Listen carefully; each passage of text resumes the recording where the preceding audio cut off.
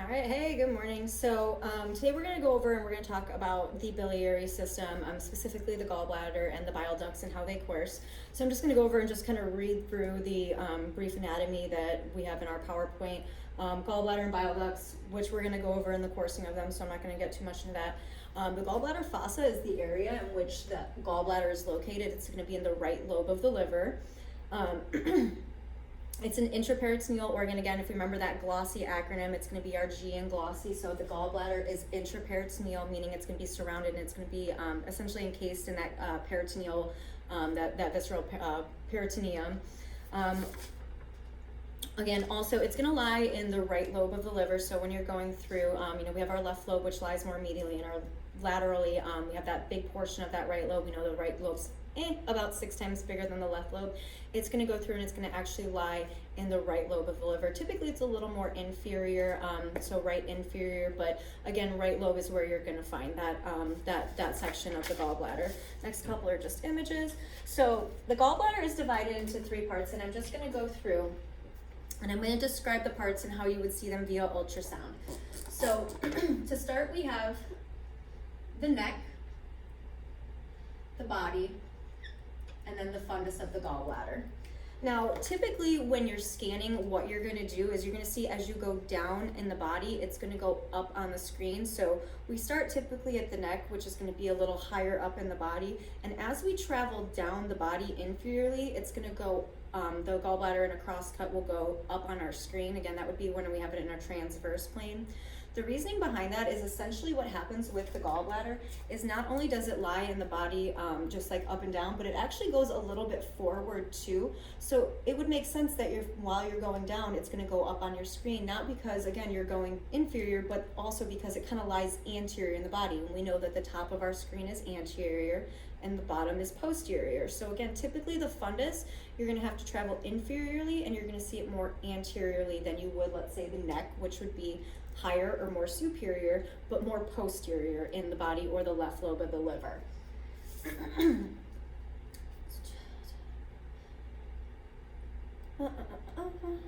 So with it, the big thing to take away, we're going to talk about some different measurements in transverse, which again, transverse, if it's going to be sagittal, we're going to imagine that this is what a sagittal cut would look like. So I'll just draw it over here. This will be our typical sagittal cut. Also, in transverse, you're going to have it where, again, if we turn on this, you're going to have just a perfect circle, whereas here we would have more of that balloon pear shape. So what you're going to get is this nice perfect circle. In transverse, we never want the gallbladder to measure over 5 centimeters, so it should be less than 5 centimeters. The reasoning behind that is if it's any more than that 5 centimeters, it's considered distended, and it's going to be where you're going to have an enlarged gallbladder. Another thing that we go through and we measure is the gallbladder wall. So again, our most accurate way to measure the gallbladder wall will be in transverse. So again, you're just going to put little calipers on the inner and outer portion of the wall. Here I drew a very thin line, but you would go again right on the outside and then right on the inside of the wall. And that should be less than 3 millimeters for the thickness of the wall. Anything over that could be possibly cholecystitis, which again, we know itis is inflammation of, so inflammation of the gallbladder.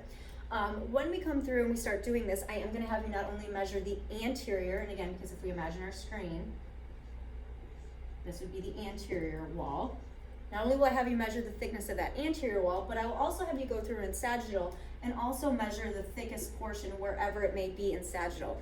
The reasoning behind that is although this is the most accurate way to measure the wall, when you're in sagittal, you can see if there's focal thickening. So let's say you have the gallbladder wall and it looks pretty thin, pretty normal, and then right here in the body section, you just get a little area that's a little bit wider. Well, if you're going through and you take the transverse cut where I have it, you may never see this thickening or at least document it properly. So what I'm going to have you really get in the habit of doing is both, because some facilities like it done in sagittal and some facilities like it done in transverse, and this way you're comfortable with both as you go out. So again, if we were to see this right here, we would go through and we would measure the outer wall to the inner wall, again, from out to inner, and measure it at its thickest point, because again, even if there's focal thickening, it's still going to be considered thickened. So again, we talked a little bit about this yesterday. The liver produces the bile and the gallbladder is that little change purse for that bile. So again, it's going to be carried through the different ducts, and it's going to go through and fill the gallbladder. And the gallbladder is just going to hold that bile. And the bile is mostly, as you can see, 82% water. There are some bile acids, some cholesterols, some bilirubins, proteins, electrolytes, etc. But again, the main component is going to pretty much be water. So sonographic appearance, it's fluid filled. So what's it going to look like on our screen? We've started to see it, but again, fluid filled. What does fluid filled typically look like on an ultrasound image? Now, if it's simple and there's nothing going on, there's no debris, it should just be an anechoic lumen with, again, brighter walls. Usually they're a little more echogenic, but they're going to be more of a hyperechoic to echogenic, whereas the lumen or the internal portion of the gallbladder should be anechoic. If it's well distended, which again, that's why we have people become NPO, because when you eat, the gallbladder actually contracts. What happens is once you eat, the body releases CCK. It basically is like a little knock on the door, and what happens is that CCK allows for that bile to flow freely into the duodenum, which we're going to talk about, but you can see here when we go down, what happens is it goes through, and there's a little sphincter right here called the sphincter of Oddi. That CCK allows the sphincter of Oddi to go through and relax and let all of that bile go through and flow freely into that duodenum, helping with digestion. So with that, again, if we have eaten, our gallbladder will either be contracted or non-visualized. So if somebody eats something small, their gallbladder may be contracted.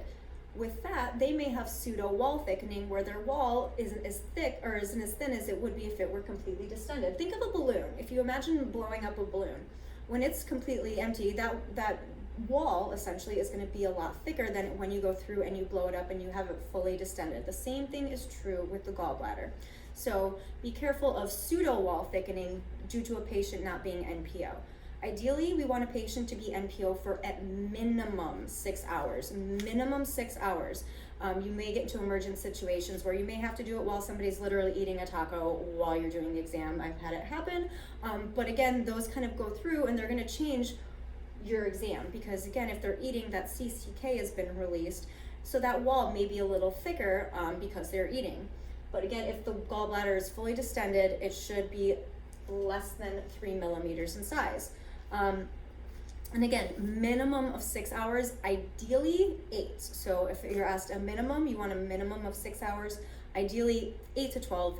8's usually where I like a person to be at, because I have seen people be NPO for 6 hours and their gallbladder was still slightly contracted, and then 2 hours later it was puffed back up and it looked beautiful. So depends on the patient, but again, ideally 8 hours, minimally 6.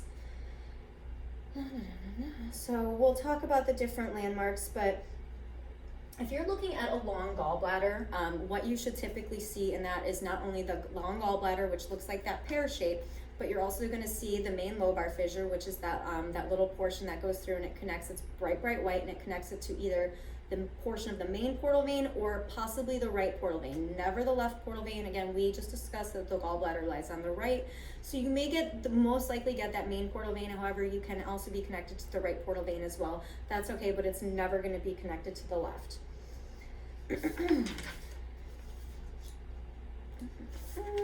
So normal variants we'll go through and we'll kind of talk about agenesis without bilobed, 2 lobes of the gallbladder. It's just what it is. The big ones that I really want you to go through and understand are going to be Pharyngeon's cap or Hartmann's pouch. So I will go through and see where I have a little bit of room. So I'll actually go through and erase this right over here, these different pictures, and I will draw the different types of normal variants, even though again they're located on here.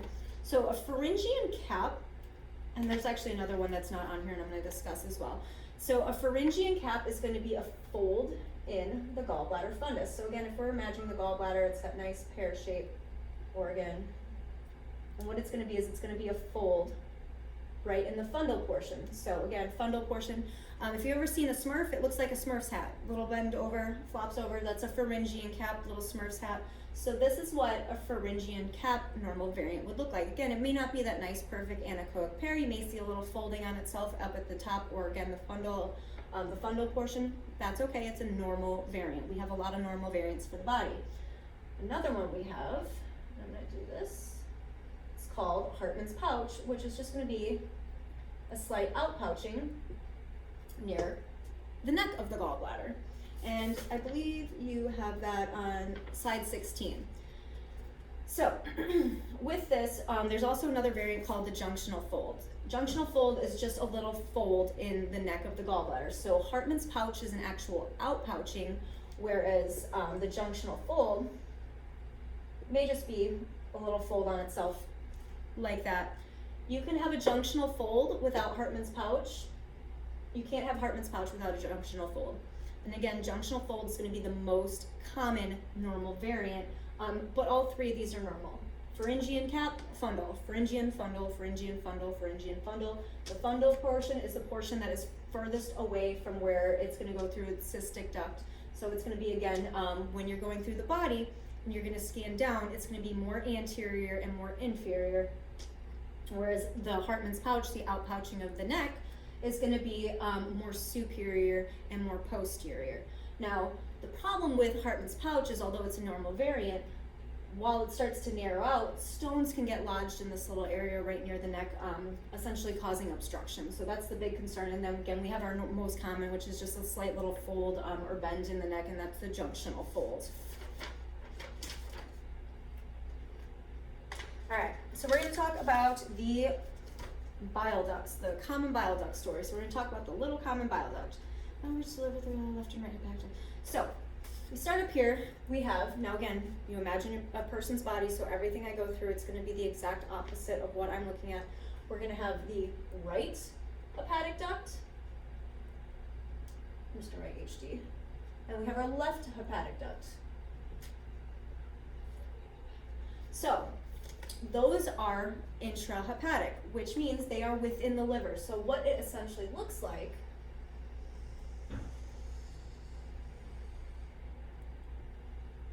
is this. So right as they merge together and come out of the liver, the right and the left hepatic duct, they're going to become the common hepatic duct. So this nice long stretch here outside of the liver is going to be the common hepatic duct. So right and left hepatic duct are intrahepatic, where the common hepatic duct is going to be out of the liver. So it's going to merge together right outside that liver extrahepatic, and it's going to travel down until it merges right here. Here we have the cystic duct, which connects, again, the neck of the gallbladder to the common hepatic duct. They're going to merge together right at this little section right here to become the common bile duct. I hope this is not backwards when I upload this. Just realized that everything's looking a little bit backwards. So we will see. So it's going to be that common bile duct. And again, what I'm going to do is I'll take a picture of this afterwards and I'll upload it just in case. But again, I want you guys to take away the story of it. So the right and the left common hepatic, or the right and the left hepatic duct are going to merge together right outside the liver to form that common hepatic duct. Then the common hepatic duct will connect with the cystic duct, and they're going to merge together. And again, that cystic duct connects the neck to the common hepatic duct. They're going to merge together before becoming the common bile duct. Typically, the common bile duct is going to be where we measure because it's going to be about the thickest, and usually it's going to be right outside the liver, right where the porta hepatis is. That's usually where we're going to see that common bile duct. Again, it's extrahepatic. So if we're intrahepatic, it's the left and right hepatic duct. If we're outside of the liver, it's probably going to be either the common hepatic duct, which is very, very short, or the common bile duct. Next one must pass through the cystic duct. Comes the bile duct. We'll go back over the valves of Heister. I'll just draw them up here real fast so we know what they are. We'll talk about those in a minute though. So with the common bile duct, one thing I want to mention, we measure this. The common bile duct should measure no more than 7 millimeters. So common bile duct, no more than 7 millimeters. Wall, no more than 3 millimeters. Wall of the gallbladder, less than 3 millimeters. Common bile duct, less than 7 millimeters. However, there is an exception to that. If you have a patient, let's say they're 90 years old, it's acceptable for them to have a 9 millimeter common bile duct. The reasoning behind that is typically our gallbladder, or our common bile duct, I should say, grows 1 millimeter with every decade of life. So if you have somebody who's 100 years old and they have a 10 millimeter common bile duct, that's normal. So again, up to 70, 7 should be normal. You can have a 20-year-old with a 7 millimeter that's a little high. It's on the upper ends of normal. But you can have somebody who's like, let's say 6. We'll just use 6 because anything over 7 is, or 7 is right where we're at, is at that borderline. But you can be a 15-year-old, a 20-year-old with a 6 mm common bile duct, and same thing, a 90-year-old with a 6 mm common bile duct. However, if you're 90 with a 9 mm common bile duct, that's normal. If you're 20 with a 9 mm common bile duct, that's abnormal. So again, or 1 mm per decade of life. And then one final exception is, what happens if somebody doesn't have a gallbladder? They have a cholecystectomy, which is again the removal of the gallbladder, surgical removal of the gallbladder. Their common bile duct post-cholecystectomy, which again post-surgical removal of the gallbladder, can be up to 10 mm. So again, if somebody does have a gallbladder, a 10 mm common bile duct is normal. That's okay to have, but again, it shouldn't be too much more than that. It should be right around 10 at max. Okay, so what happens now is we go through and we travel down, so we meet the pancreas. So the common bile duct is going to enter the pancreas posteriorly, which again you show right here where you can see it goes behind and it enters in the back portion, and it's going to merge with the main pancreatic duct or duct of Wirsung to go through, and they actually go through and they enter the second portion of the duodenum. So second portion of the duodenum at the ampulla vater. That's what it's called, V-A-T-E-R, ampulla vater. It's controlled by the sphincter of Oddi, which means that the sphincter essentially, again, we talked about that CCK, that sphincter goes through and it relaxes. It's like a little stricture that goes through and relaxes and tightens back up when appropriate. So again, if we eat, password CCK, knock on the door, that sphincter of Oddi opens up and it allows all that bile to go through and enter the second portion of the duodenum. The head of the pancreas, you can see here, lies in the lap of the duodenum, but this right here where it enters, again, it's the second portion of the duodenum. Ampulla vater, surrounded by the sphincter of Oddi. Good, good, good. Let's see what else we got. Anything else in that one? So, we'll talk about the Mickey Mouse sign in a minute, but I will go through and actually I'll just draw that out right now so I know. Just don't forget to go over that. We're going to go over the sonographic appearance because we know the porta hepatis. I know that you guys know this because we talked a little bit about it. We have 3 different vessels that go through and enter and exit the porta hepatis. We have the hepatic artery, the common bile duct, and the portal vein, which I'm drawing right over here. And again, if this is backwards too, I'm sorry. I mean, it looks kind of right for me, but I don't know if it's backwards too. So this is called our, I'll go back to that first. So this is the three vessels that we have at the porta hepatis. Pictures. Not worry about that. All right, so I'm just going to go through and do a little bit of free talking before I go through and sum this up. So at the porta hepatis, we have our 3 vessels again: common bile duct, hepatic artery, just hepatic artery. It doesn't need to be an intrahepatic, it's just the hepatic artery because again, it's not in the vessel, or it's not in the liver yet, it's just outside going into the liver. And then we have our portal vein.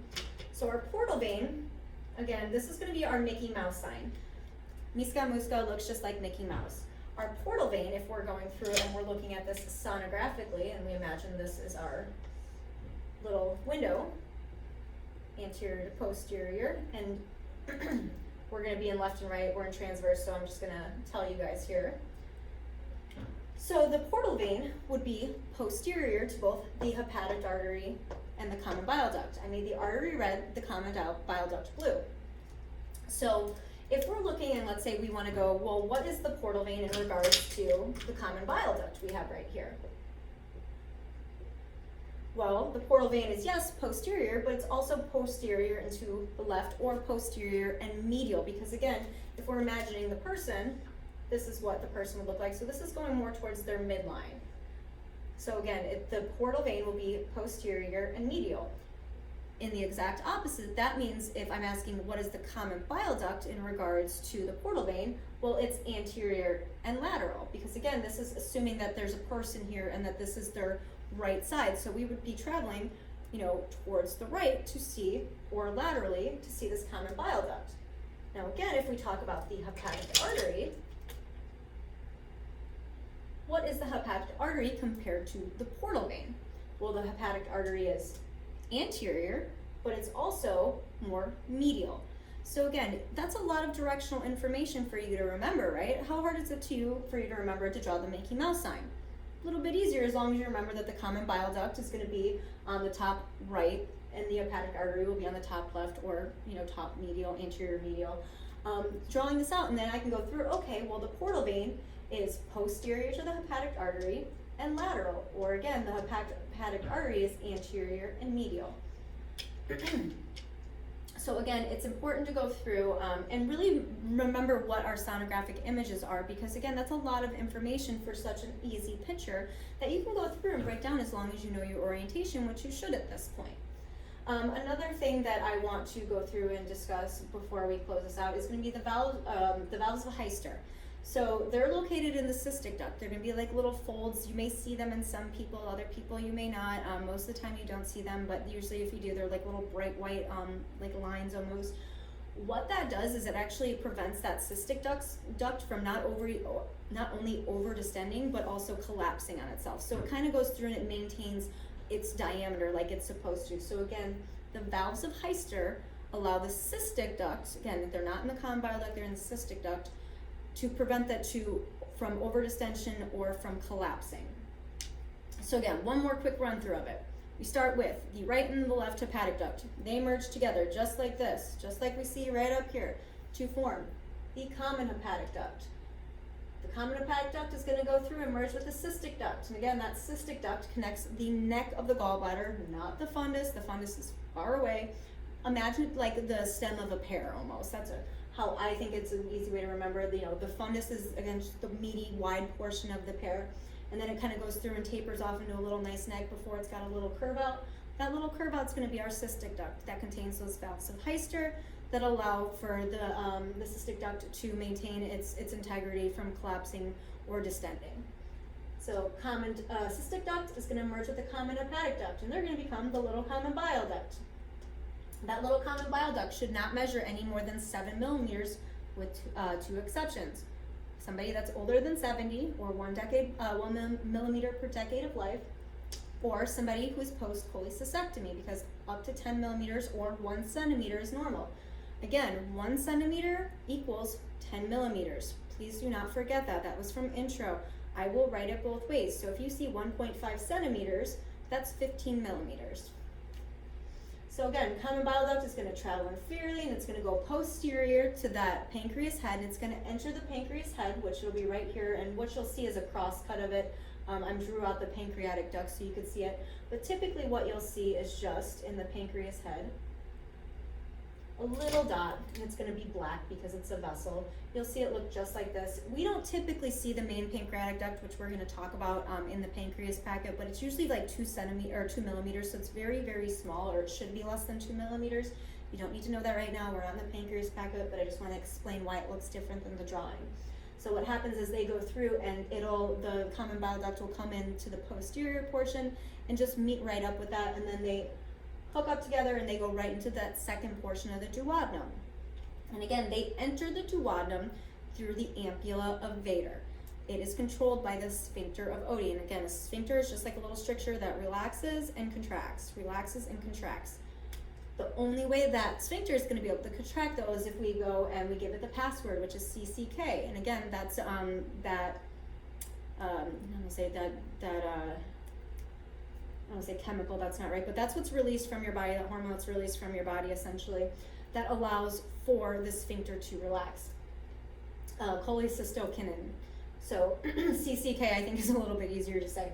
So what it's going to do is that CCK is going to go through and relax that sphincter of Oddi, allowing for all of this bile that's in that gallbladder to go through and dump into this portion of the duodenum. Now what happens is we know that the liver, again, formulates that bile. The liver makes the bile. So what it does is it goes through from the hepatic ducts, and it actually goes through the common hepatic duct, and it enters the gallbladder the same way it exits.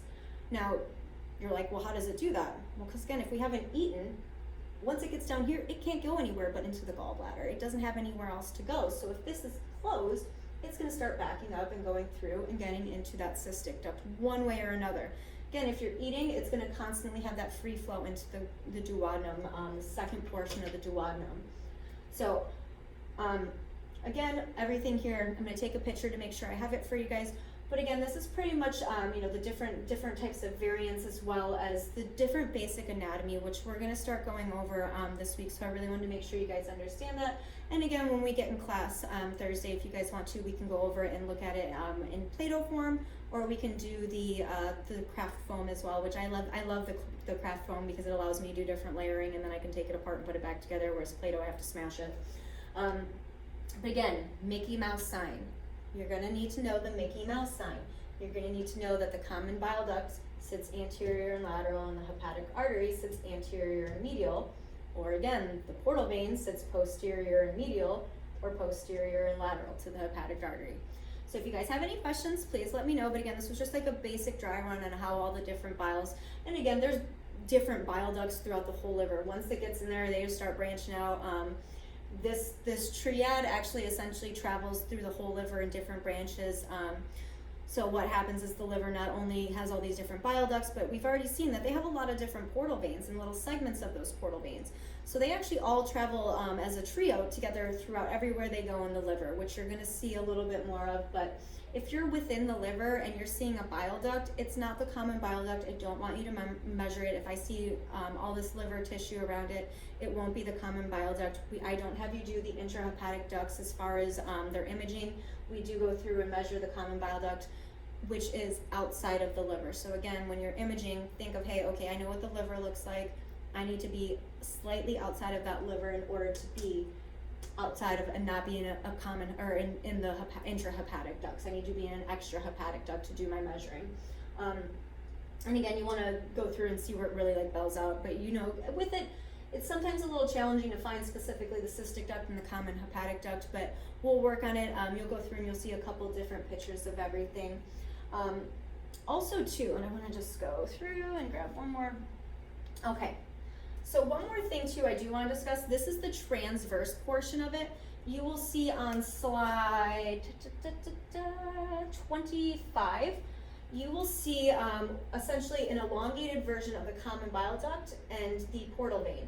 What will happen is the common bile duct and the portal vein will elongate, and essentially this common bile duct will travel posterior to this hepatic artery right out to the liver. So again, that's one of the things to know, is if you're ever looking at it and you see something that doesn't look like this, but rather